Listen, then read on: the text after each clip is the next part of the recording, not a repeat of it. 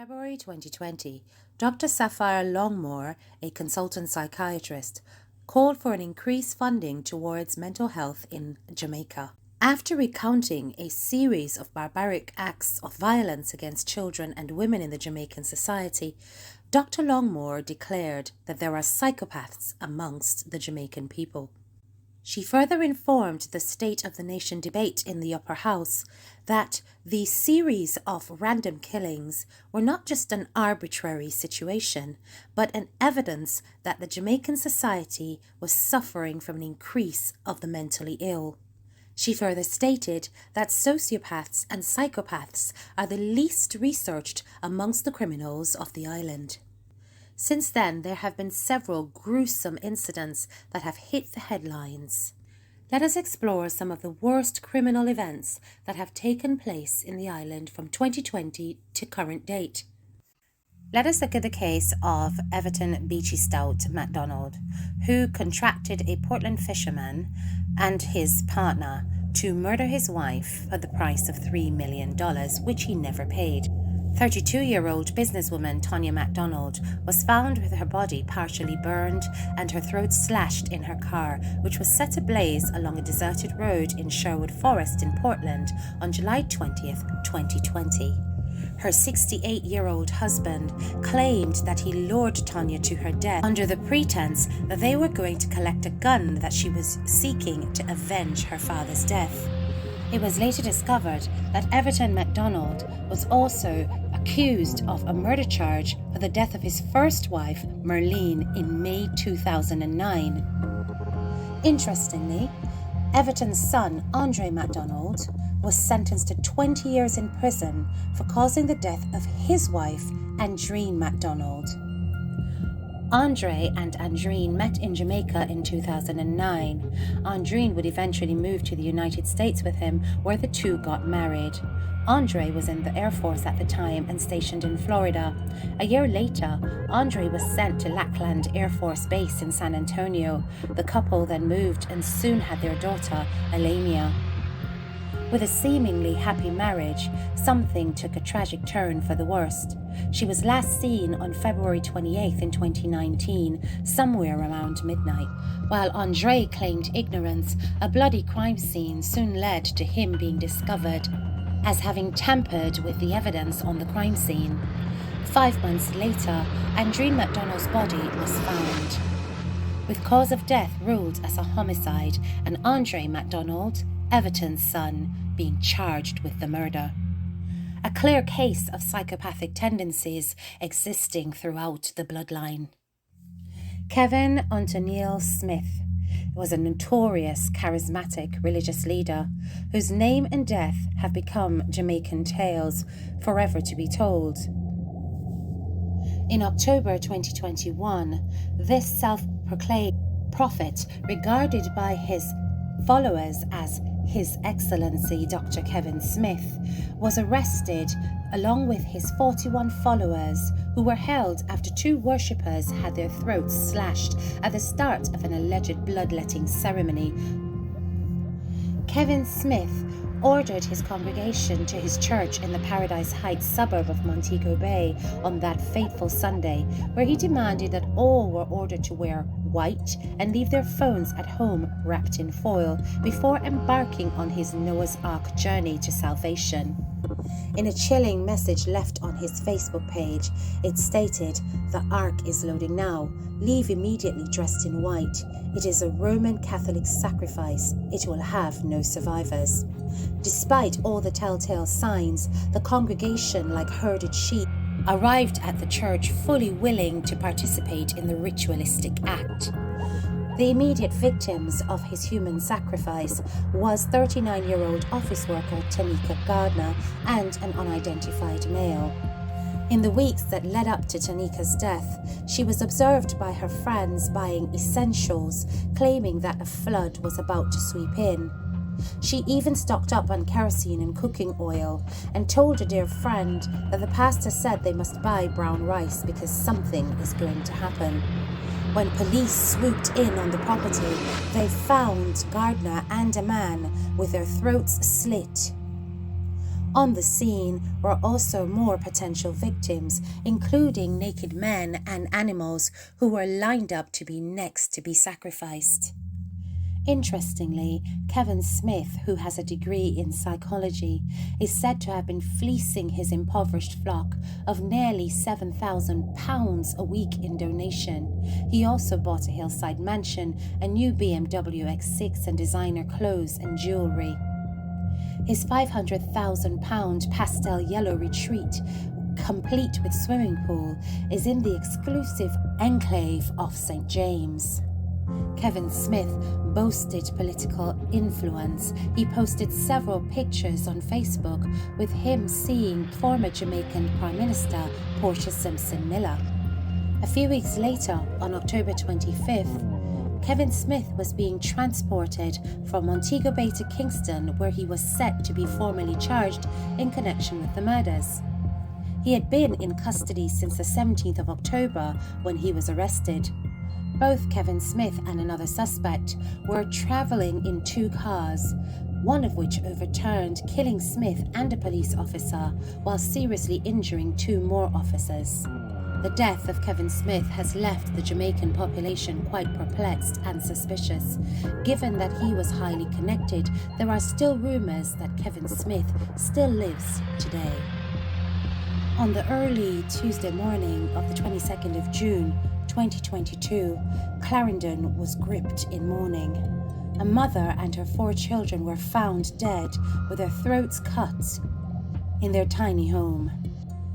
Kamisha Wright, with her 4 children, Kimana Smith, 15, Shamari Smith, 10, Kafana Smith, 5, and Kishon Henry, 23 months old, were identified as those who were killed. Charged for this multiple and gruesome homicide was Rashane Jet Barnett. After a wide-scale manhunt for Rashane, he submitted himself to the police under the guidance of his family members. When questioned by the police, the 23-year-old young man claimed that Wright, who was his cousin, had disrespected him in front of her customers days before the killings. In a heated argument, Kamisha Wright received 48 incised wounds during the macabre-style attack at her home in Cocoa Peace. When 3 of the children rushed to her defense, they received several stabs each. In all, the 5 family members received a total of 95 wounds to their body, all inflicted by Barnett. After pleading guilty to the quintuple murder, he was sentenced to 61 years and 8 months in prison. Rashane was regarded by the people of Cocoa Peace as being quite polite and respectful. There were many questions around why such a young man would make such a horrific act possible. Some of the allegations included the fact that Rashane was suspected to be an addict to the growing popular drug Molly. The rulings were later increased to serve 5 life sentences in prison. As reported in December 2022, Rashane Barnett has since been baptized in prison and given his life to the Lord. One hopes that the Jamaican court system does not expect leniency in this case, given the fact that religion has been used to manipulate the people before. The Honourable Philip Paulwell is a prominent Jamaican politician, serving as the Member of Parliament for the Kingston East and Port Royal constituency. Paulwell, though a seasoned politician and also an accomplished attorney at law, is known for his flamboyant taste in women. It is apparent from his previous relationships that Paulwell tends to love his women quite young and quite beautiful. On September 10, 2023, Philip Paulwell confirmed reports that his 10-month-old child and her mother have been missing since the previous Saturday morning. He claimed that he was gravely worried over their disappearance and he appealed for their safe return. At the time, Paulwell seemed to think that the two were seemingly abducted from their St. Andrew home, where they were both last seen at about 7:30 on that Saturday morning. A high-level investigation was launched to find the abductors in order to get both the mother and the child safely back. However, in a tragic twist of fate, Tashaina Patterson and her 10-month-old daughter, Zariah Paulwell, were not to be found alive. In early October 2023, 2 burnt bodies were discovered in Rockford, St Andrew, that were believed to be the bodies of the missing mother and child. 4 suspects were immediately arrested, including a woman who was linked to the politician Philip Paulwell. Leota Bradshaw and 3 men were taken into custody following separate operations over 2 days. After confirmations of the grievous find, it was later investigated and discovered that Patterson and her daughter were abducted from their home on Gilmore Drive in St Andrew on September 9th, that a $500,000 reward was offered for information on their whereabouts. The complex case of kidnapping and conspiracy to murder began to unfold. Leota Bradshaw, who is a United States Navy petty officer, was considered to be key to the unraveling of this twisted tale. Bradshaw, who equally shares a child with Paulwell and considered him to be her spouse, arrived in Jamaica on September 6th and on the said day began conspiring the alleged kidnapping and murder plot with her own cousin Roland Balfour, Richard Brown and Rashane Miller. During conversations up to the 9th of September 2023, there was an agreement made under the direction of Leota for these men to kidnap and kill Tashaina Patterson and her 10-month-old daughter, Zariah Paulwell. This plan also contained a part payment of a certain amount of money by Leota to the men for the successful execution of the plan. It is further alleged that on September 9th, Patterson and her 10-month-old daughter were taken from their home in a tinted SUV. The mother and child were subsequently delivered to the men, including 2 of Bradshaw's co-conspirators in St Andrew. Charged are Leota Bradshaw with 2 counts of conspiracy to murder, 2 counts conspiracy to kidnapping, 2 counts of kidnapping, and 2 counts of capital murder, which means that she is the one who planned and organized the execution of these innocent souls. Richard Brown, also called Richie, of a Kingston address, has equally been charged with 2 counts of conspiracy to murder, 2 counts of conspiracy to kidnapping, 2 counts of kidnapping, and 2 counts, differently, of actual murder. Roland Balfour, a 30-year-old assistant graphic designer of a Kingston address, has also been charged with 2 counts of accessory before the fact to kidnapping and 2 counts of accessory before the fact to murder. Rashane Miller, a 29-year-old condition technician, has been charged with 2 counts of accessory before the fact to kidnapping and 2 counts of accessory before the fact to murder.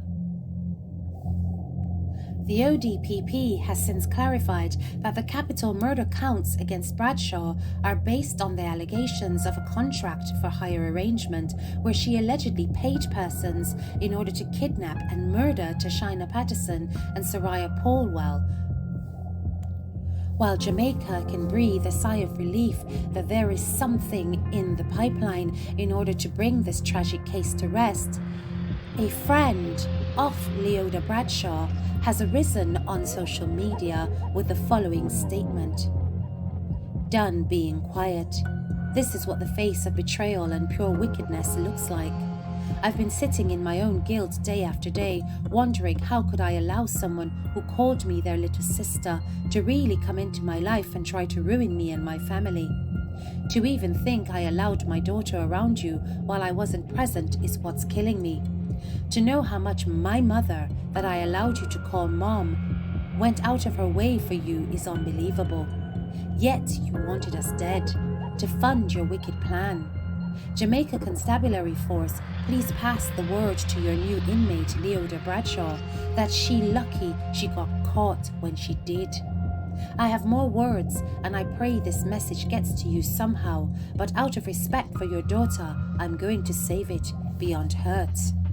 In a series of online discussions, Carisha Forrester Reed reveals to the public that Leota put their life in danger. According to her statement, and I quote, "She put life insurance on us without us knowing, with her as the beneficiary, then tried to lure us to JA while she was being investigated for the murder of Tashina and her baby. Just way too much to even type, but everything that went down in JA was calculated." Could it be that Leota Bradshaw had every intention of killing again? Could it be that Carisha Forrester Reed could have been the answer to paying off her contracted killers before the case unraveled? One thing is for certain, is that Leota Bradshaw has demonstrated all of the traits of a serial killing sociopath and a psychopath. She has clearly demonstrated that she has a mental health condition where she consistently shows no regard for right or wrong or ignores the rights and feelings of others, including a tiny baby. High-functioning sociopath is able to disguise their antisocial personality disorder by pretending to demonstrate empathy and honesty, where in fact they feel neither of these. Seeming charming and charismatic at first, on the surface, they will always be able to draw others to them, but generally they find it difficult to understand other people's feelings. This lack of emotional intelligence will make it quite likely that when a sociopath crosses over to become a psychopath, killing a newborn child is nothing much less an older one. A psychopath, on the other hand, not only has emotional deficits, but actually takes great pleasure in inflicting pain on others. A sociopath has more erratic behavior, is more unreliable, lies for no apparent reason, and will take greater risks than even the psychopath themselves. If these chilling accusations are in fact correct, Leota will definitely go down in history as being a female sociopath. Based on the accusations, it is evident that Leota would have gone to no ends in order to get her way. Alright, enough of my news reading voice now. Boy, Jamaica, we really have got a lot of work on our hands. As you can hear from all of the cases that I have mentioned, it is clear that there were telltale signs that these people had mental health issues. And somehow the lack of response, the lack of knowing, led to them being able to manipulate, to lure, to attack without any kind of prevention or intervention taking place. Leota is clearly a very unique case because it is the first that we are seeing a female of such calculative disorders actually taking a life of another female and a child. It really is a distressing thing to imagine that someone so young, she's only in her 30s, could have such a devious mind. All I know is that Carisha Forrester Reed is extremely lucky that she escaped the grasp of this woman. God knows what would have happened to Carisha and her child if she had turned up in Jamaica at the time. Do not think for one moment that these are the only types of criminals that we will ever see of their kind. Jamaica has an increasing situation with mental health in that 1 in 4 are walking around our streets with a mental health disorder. Now, with statistics like that, this is a case of national security. And if the government does not respond aggressively, we shall see many more unfortunate situations like this that results in loss of life in the most traumatic way. We used to see a whole bunch of these things on Hollywood, right? Seeing it on television, thinking that it would never ever come near us. But people, it is right in our backyards. Actually, it's right in our front yards.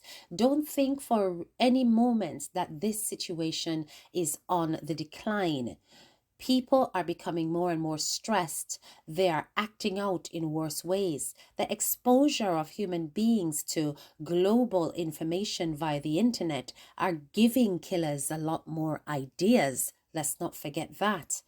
It is a very worrying and troublesome time. It's not necessarily the case of police versus criminal and therefore somebody got shot or somebody got hurt. No, this is really about people being very calculating in getting what they want out of life, eliminating anyone in their way in order to do so. The crimes committed are not only obscene, but they are usually over trivial things or basic human challenges with emotions that they're unable to cope with in a rational way. Gone are the days when we can see a child with an extreme temper problem and think, oh, him just bad tempered. No. When you see the signs from infancy of a child being unable to have emotional intelligence as they develop into the years of consciousness, you should be taking it seriously and getting that intervention, that psychological help that may be necessary. A lot of us are walking around with post-traumatic stress disorders from traumatic events that took place in our lives. We may have witnessed crimes. We have been in households where domestic violence was the norm. We may have seen people lose their lives in unwanted ways and have not been counseled as to how to struggle with that grief and having to pull through it on the other side on our own, developing coping mechanisms that sometimes leaves us scarred and damaged for life. In Jamaica, there is no free access to counseling. There is no free access to grief management. There is no free access to trauma management. So people, if you do not have money in order to access those services, it is not prioritized. Reach out for help when going through moments of struggle. This mentality has got to change, because if we don't change it, we are going to end up with too many damaged people who are incapable of recognizing the difference between right and wrong. Now, I have heard Lisa Hanna speaking about the fact that more value needs to be given to the leisure industry. But I'm going to challenge that and say, actually, we need to give more value to the industry of well-being for all. Leisure in itself is a very economically buoyant sector. You have got to also have money in order to make money in the leisure industry. You cannot, as a normal person, afford to go and take a weekend at a hotel, or go and have yourself massaged at a spa, or go and buy yourself some luxury cocoa butter and things like that for your skin so that you can get a lovely, aromatherapy session. None of that applies to everyday poor people. When you are thinking about people who grow up where acts of violence are the norm and are not random, you have got to be thinking about the mentality of the people and how they suffer that fractured awareness of what is right and wrong when they are made to live without any form of counseling to balance their understanding of what took place. I see so many people who have said to me that, listen, I have seen acts of violence, I have seen loss of life, and I simply had to hold it like a G. Well, what does holding it like a G do for you? You are constantly revisiting those traumatic events in your memory. All of that emotion and that feeling that has been left unspent will come out in different ways. We are walking around with the burdens of things that are not healed.